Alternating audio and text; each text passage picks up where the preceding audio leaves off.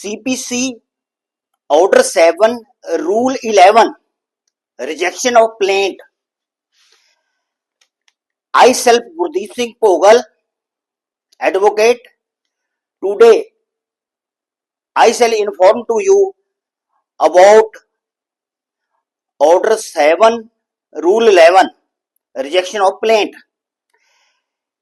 पहला मैं आपको थोड़ा बैकग्राउंड बना देता हूं। जो व्यक्ति कोर्ट में रिलीफ लेने के लिए जाता है, प्लेंट डालता है, उसे प्लेंटिव कहते हैं। और अदर पार्टी जिस पर केस डाला जाता है उसे डिफेंडेंट कहते हैं। जो रूल 11 ऑर्डर 7 की एप्लीकेशन है वो हमेशा डिफेंडेंट का वकील डालेगा, यानी कि अदर पार्टी का डालेगा। जो केस पा रहा है वो नहीं डालेगा।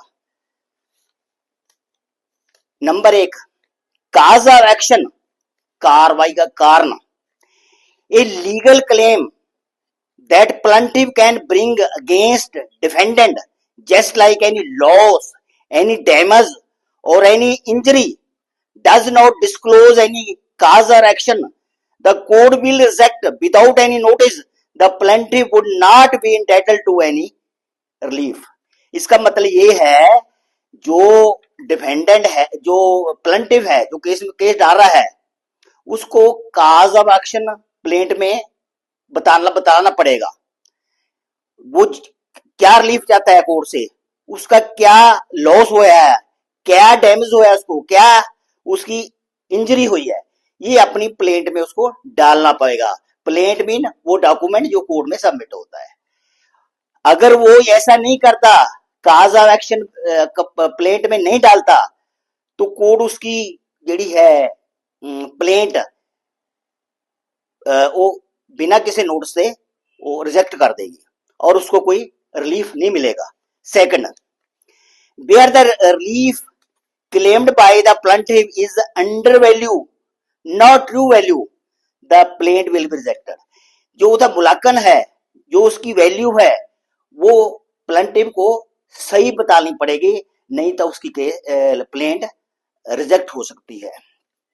Third, if plaintiff fail to pay the requisite court fees, plaint will be rejected. जेकर प्लेंटिफ जिसने केस डाला है वो रिक्विजिट फीस, जो कोर्ट की फीस है, वही नहीं अदा करता, तो उसका केस रिजेक्ट हो जाएगा, हो सकता है। Number 4, wear suit is barred by law, जहां कानून केस को डालने की अनुमति नहीं देता, उसके बारे में बताता हूं। Number 1, section 11 CPC res judicata, a legal claim not bring again any. Section 11 CPC का रेस जुडिकाटा ये बताता है भी हम केस बार बार नहीं डाल सकते। वही टाइटल है, वही काज ऑफ एक्शन है, वही पार्टी है, और केस घुमा के दोबारा पा देते हैं। अगर वो होएगा तो केस रिजेक्ट होएगा, बार बार केस नहीं डाल सकते हम। Number 2, in case A legal claim against government, section 80 CPC note must the same will be for 2 months. अगर प्लेंटिफ का क्लेम गवर्नमेंट के अगेंस्ट है, भावे वो सेंटर हो भावे स्टेट हो, तो उसे 80 CPC का नोटिस मस्ट देना पड़ेगा।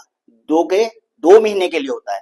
जेकर ऐसा नहीं करता तो उसकी प्लेंट रिजेक्ट हो सकती है।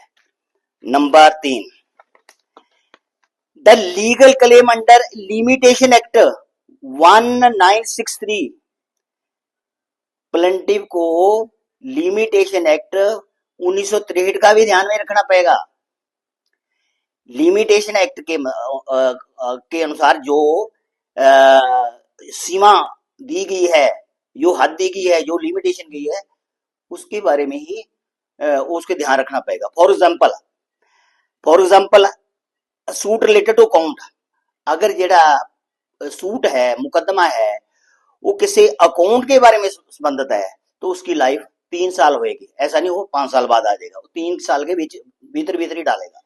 ऐसे ही कोई कॉन्ट्रैक्ट है, 6 के 3 के बारे में बात करते हैं, सेक्शन 6 है इसका 6 सब class 2A expiry of 6 month. अगर किसी व्यक्ति को प्रॉपर्टी उसको कब्जा ले लिया है किसी ने नजायज, तो वो 6 महीने के अंदर अंदर वो केस डालेगा।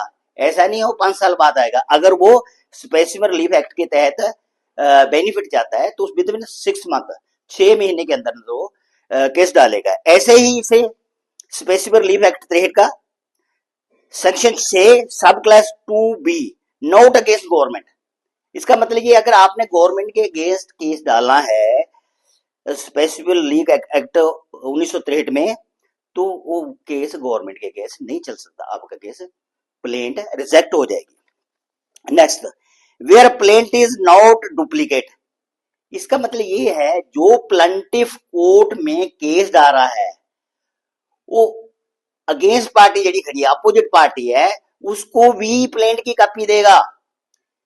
ये अपोजिट पार्टी 5 हैं 10 हैं 20 हैं जितने भी हैं उतनी ही कॉपी उनको देनी पड़ेगी जब वो कोर्ट में केस सबमिट करेगा, वरना उसका प्लेंट रिजेक्ट हो जाएगी। Next, where there is non compliance with statutory provision rule 9 CPC। यहां ये बता रहा है कि CPC का रूल 9 की भी कंप्लायंस करनी पड़ेगी। CPC 9 क्या कहता है? The court shall have jurisdiction to try all suits of a civil nature where the plaintiff failed to comply with the provision of Rule 9 CPC, the plaintiff will be rejected. CPC Rule 9 हमारे को ये बता रहा है प्लंटिव सिर्फ civil nature की ही बात कर सकता है।